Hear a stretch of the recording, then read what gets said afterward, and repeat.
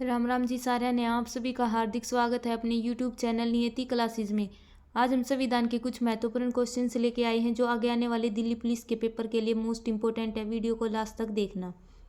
पहला क्वेश्चन है, भाषा के आधार पर बनने वाला भारत का पहला राज्य कौन सा था। जो भाषा के आधार पर भारत का पहला राज्य बना था वो कौन सा था? आंध्र प्रदेश। जो रामानुतुल्लु था वो अनशन पर बैठे थे कि हमें भाषा के आधार पर हमारा राज्य बनना चाहिए तेलुगु भाषा, पर आंध्र प्रदेश राज्य है वो तेलुगु भाषा के आधार पर पहला राज्य बनाया गया था 1 अक्टूबर 1953 को। राज्य पुनर्गठन आयोग है, इसकी गठन कब हुआ था? राज्य पुनर्गठन आयोग का 1953 में, और इसने अपनी रिपोर्ट कब पेश की थी? 1956 में।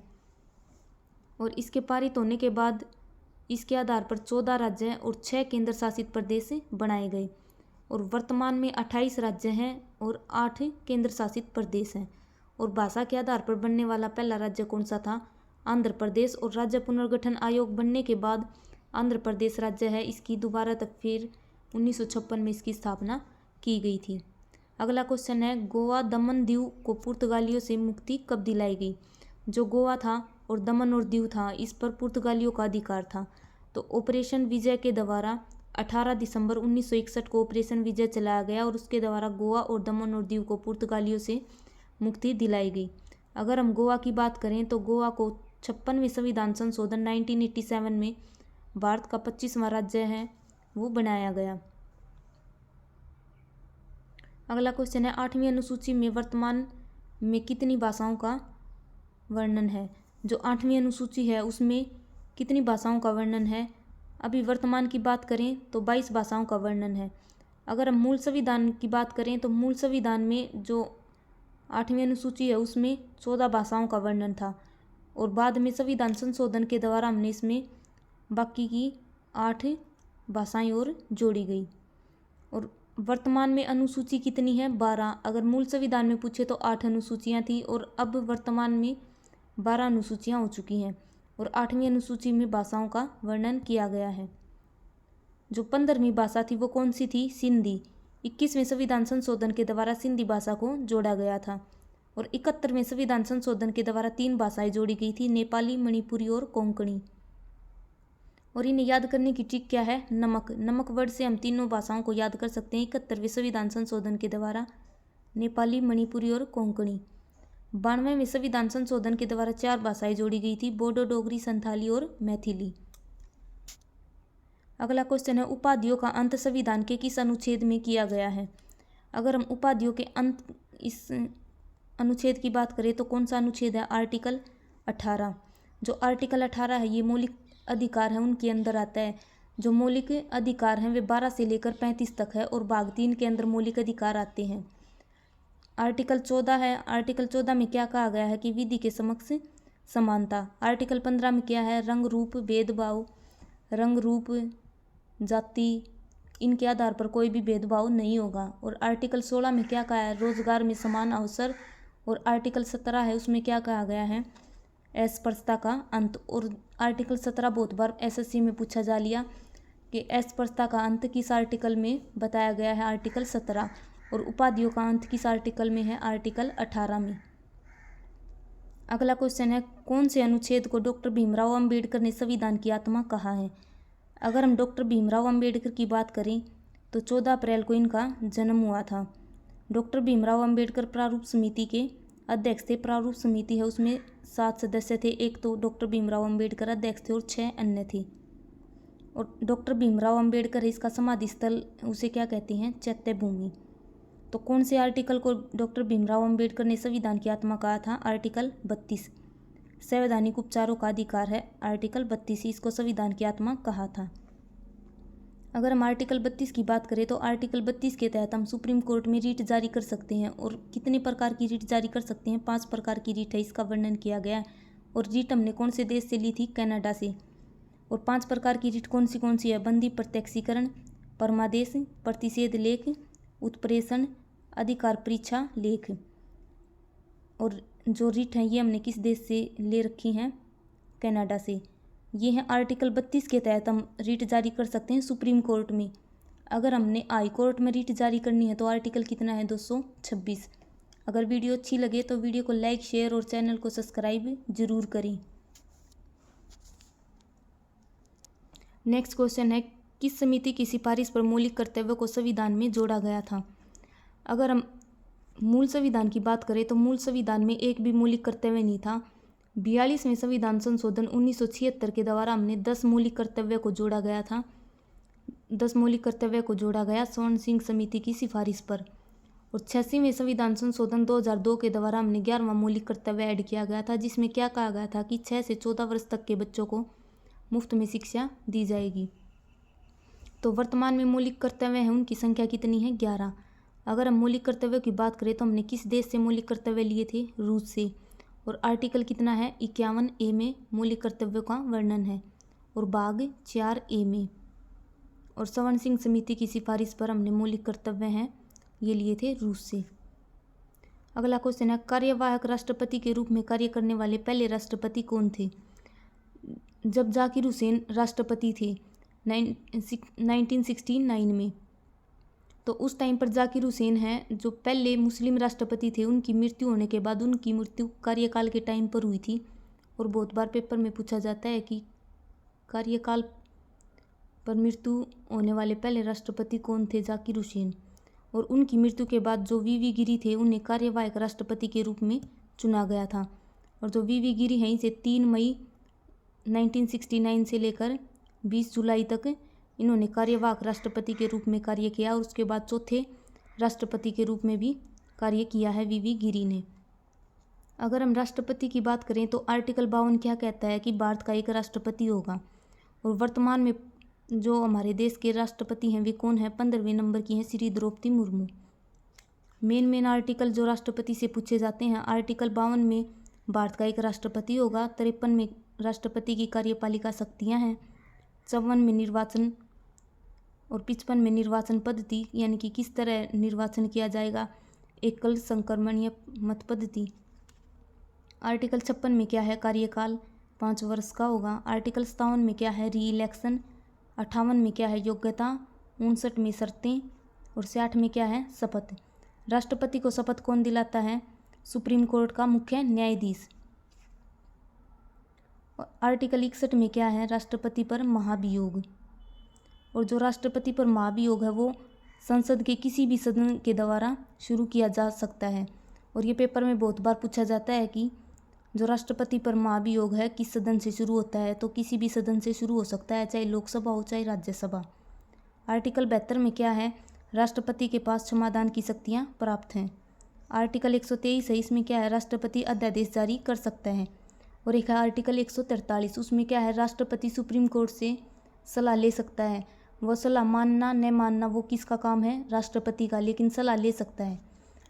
सलाह के लिए बाध्य नहीं है कि सुप्रीम कोर्ट ने जो सलाह दी है वो राष्ट्रपति मानेगा। राष्ट्रपति की मर्जी है माने या ना माने। अगला क्वेश्चन है, लोकसभा के पहले अध्यक्ष कौन थे? तो लोकसभा के पहले अध्यक्ष कौन थे? जीवी मावलंकर, गणेश वासुदेव मावलंकर। अगर हम लोकसभा की बात करें तो लोकसभा का आर्टिकल कितना है? 81। और लोकसभा के अध्यक्ष है इसका आर्टिकल कितना होता है? 93।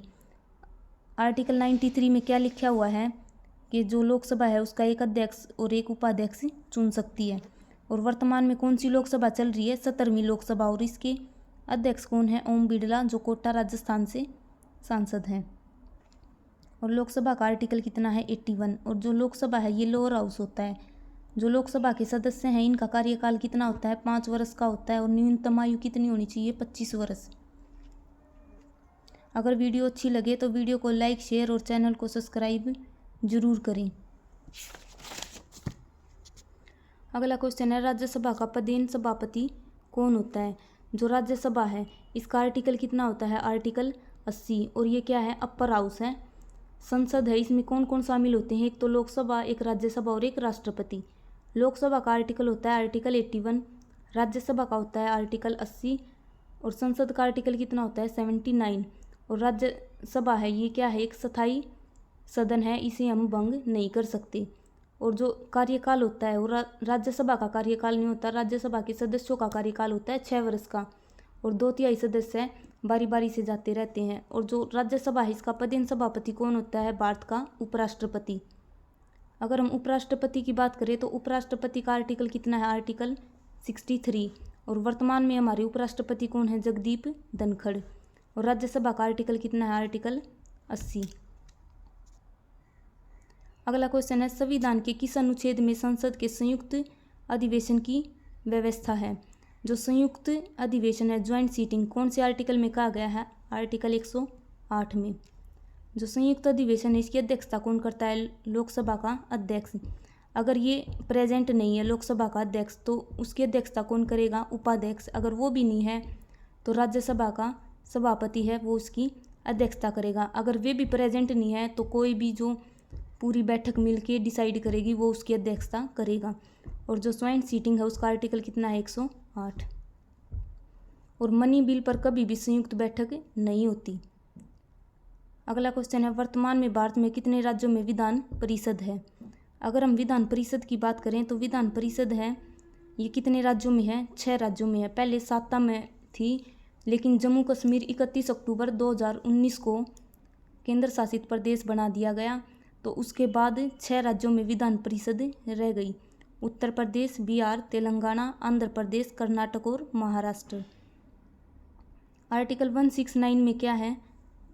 विधान परिषद के बारे में लिखा हुआ है। और आर्टिकल 170 में क्या है? विधानसभा। जो विधान परिषद है वो किस राज्य में हो सकती है? किसी भी राज्य में जो विधानसभा है उसके जो कुल सदस्य हैं या फिर 2/3 जो मतदान करने वाले सदस्य हैं 2/3 बहुमत से प्रस्ताव को पारित करें तो वहाँ पर उस राज्य में विधान परिषद बन सकती है।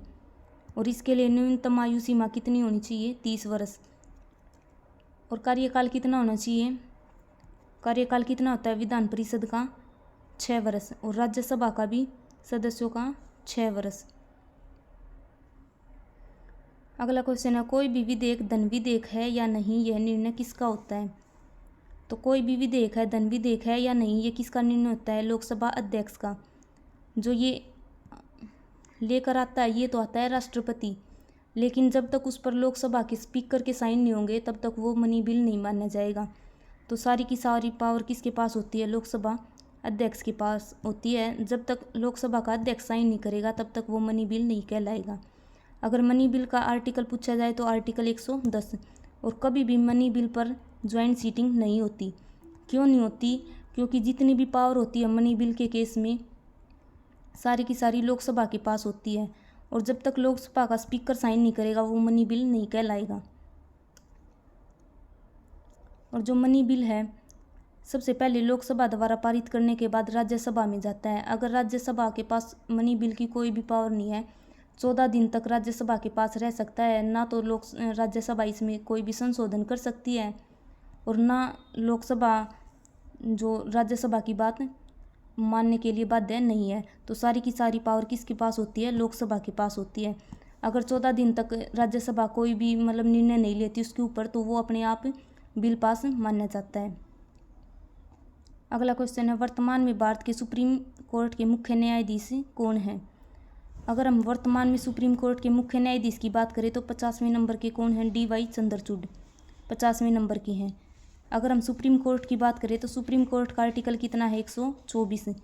और जो मुख्य न्यायाधीश है इसकी नियुक्ति कौन करता है? राष्ट्रपति। और राष्ट्रपति को शपथ कौन दिलाता है? मुख्य न्यायाधीश। और वर्तमान में 15वें नंबर की राष्ट्रपति कौन है? श्री द्रौपदी मुर्मू जी। और सुप्रीम कोर्ट का आर्टिकल कितना है? 124। अगर हाई कोर्ट का आर्टिकल पूछा जाए तो 214। आर्टिकल 129 में क्या कहा गया है कि सर्वोच्च न्यायालय एक अभिलेख न्यायालय है? बहुत बार क्वेश्चन पूछा जा लिया ये। किस आर्टिकल में ये कहा गया है कि सर्वोच्च न्यायालय एक अभिलेख न्यायालय है? आर्टिकल 129 में। और वर्तमान में मुख्य न्यायाधीश कौन है हमारे? DY चंद्रचूड़ 50वें नंबर के हैं। अगर वीडियो अच्छी लगे तो वीडियो को लाइक, शेयर और चैनल को सब्सक्राइब जरूर करें। और दिल्ली पुलिस के लिए राज्य हैं उन पर फुल वीडियो बना रखी है, उन्हें भी जाके ज़रूर देखो। अगला क्वेश्चन है, पंचायती राज संबंधित प्रावधान संविधान की किस अनुसूची में है? तो कौन सी अनुसूची में ये प्रावधान है? 11वीं में। और 73वें संविधान संशोधन के द्वारा जो 11वीं अनुसूची है ये जोड़ी गई थी। और जो 73वां संविधान संशोधन है ये लागू कब हुआ था? 1993 में। और भाग 9 के अंतर क्या आता है? पंचायती राज। और 12वीं अनुसूची है उसमें क्या है? नगर निगम, नगर पालिका है उनके बारे में लिखा हुआ है। और भाग कितना है? 9A। और पंचायती राज का कितना है, भाग 9। अगर हम बलवंत राय मेहता समिति 1957 है, इसकी बात करें तो इसने पंचायती राज है, इसके 3 स्तर बताए थे, ग्राम पंचायत, ब्लॉक समिति और जिला परिषद। और बहुत बार क्वेश्चन पेपर में पूछा गया है कि सबसे जो लो लेवल है, निचला लेवल है, वो कौन सा है, सबसे ऊपर का लेवल कौन सा है। तो 3 लेवल बताए थे, ग्राम पंचायत, ब्लॉक समिति और जिला परिषद। और सबसे पहले पंचायती राज किस राज्य में लागू हुआ था, नागौर डिस्ट्रिक्ट राजस्थान का 1959 में। लेकिन उसके बाद जब 73वां संविधान संशोधन आया, उसे लागू करने वाला पहला राज्य कौन सा बना था, मध्य प्रदेश। अगला क्वेश्चन है, किस संविधान संशोधन द्वारा वस्तु एवं सेवा कर को लागू किया गया था। जो जीएसटी है, गुड एंड सर्विस टैक्स, कौन से संविधान संशोधन के द्वारा लागू किया गया था, 101वां संविधान संशोधन। और लागू करने वाला सबसे पहला राज्य कौन सा बना था, असम, 1 जुलाई 2017 को। और 1 जुलाई को जीएसटी डे मनाया जाता है। और जीएसटी क्या है, एक इनडायरेक्ट टैक्स है। और इसके लिए एक जीएसटी काउंसिल होती है, उसका आर्टिकल कितना है, 279A। और उसका हेड कौन होता है, वित्त मंत्री। और जो जीएसटी काउंसिल है, ये क्या निर्धारित करती है, ये रेट निर्धारित करती है, 5%, 12%, 18%, 28%, ये क्या है, ये जीएसटी की दर है। अगला क्वेश्चन है, लोक लेखा समिति के कुल सदस्य कितने होते हैं। जो पैक होता है, पब्लिक अकाउंट कमेटी, उसमें कुल 22 सदस्य होते हैं, 15 तो लोकसभा के होते हैं और 7 राज्यसभा के होते हैं। और जो ये लोक लेखा समिति है, इसका कार्य क्या होता है, कैग, कंट्रोलर ऑडिटर जनरल है, इसके द्वारा लेखा परीक्षण की जांच करना, ये किसका काम है, पैक का। और इसके अध्यक्ष की नियुक्ति कौन करता है, लोकसभा का स्पीकर है जो इसकी नियुक्ति करता है। और अध्यक्ष होता कौन है, जो अपोजिट पार्टी है उसका मेंबर होता है अध्यक्ष। और पहली जो लोक लेखा समिति उसके अध्यक्ष 1967 में कौन बने थे, श्री मीनू मसानी। और पैक और एस्टीमेट कमेटी है, इन दोनों को जुड़वा बहन कहा जाता है। लोक लेखा समिति और प्राकलन समिति है, इन दोनों को जुड़वा बहन कहा जाता है। और जो प्राकलन समिति है, इसमें कुल सदस्य कितने होते हैं, 30। और 30 के 30 राज्यसभा से होते हैं। और जो लोक लेखा है, इसमें 15 लोकसभा से होते हैं और 7 राज्यसभा से होते हैं। अगर वीडियो अच्छी लगे तो वीडियो को लाइक, शेयर और चैनल को सब्सक्राइब जरूर करें। नेक्स्ट क्वेश्चन है, भारत का राष्ट्रीय जलीय जीव कौन सा है। अगर हम राष्ट्रीय जलीय जीव की बात करें तो गंगा डॉल्फिन क्या है, हमारे भारत का राष्ट्रीय जलीय जीव है। और इसका साइंटिफिक नाम क्या है, प्लेटोनिस्टिका गंगेटिक। और 5 अक्टूबर 2009 को हमने इसे अपनाया था। और इसीलिए 5 अक्टूबर को क्या है, डॉल्फिन डे दिवस मनाया जाता है। अगर हम राष्ट्रीय पुष्प की बात करें तो कौन सा है, कमल। और इसका साइंटिफिक नाम क्या है, नेलम्बो न्यूशिफेरा। राष्ट्रीय पशु कौन सा है, बाघ, पैंथरा टिग्रिस इसका साइंटिफिक नेम है। राष्ट्रीय फल कौन सा है, आम, मैग्नीफेरा इंडिका इसका राष्ट्रीय साइंटिफिक नेम है। राष्ट्रीय वृक्ष कौन सा है, बरगद, फाइकस बेगालेसिस। राष्ट्रीय नदी कौन सी है हमारी, गंगा। 4 नवंबर 2008 को हमने इसे राष्ट्रीय नदी के रूप में घोषित किया था। राष्ट्रीय विरासत पशु कौन सा है, हाथी। और इसका साइंटिफिक नेम क्या है, एलिफास इंडिका। और राष्ट्रीय कैलेंडर कौन सा है, कब अपनाया था हमने, 22 मार्च 1957 को राष्ट्रीय कैलेंडर जो पंचांग है उसको अपनाया था। और इसका पहला महीना कौन सा होता है, चैत्र का। राष्ट्रीय गान क्या है हमारा, जन गण मन। 24 जनवरी 1950 को हमने इसे अपनाया था। और किसने लिखा था, रविंद्रनाथ टैगोर ने। अगर राष्ट्रीय गीत की बात करें तो वंदे मातरम किसने लिखा था, बंकिम चंद्र चटर्जी ने। और 24 जनवरी 1950 को अपनाया गया था।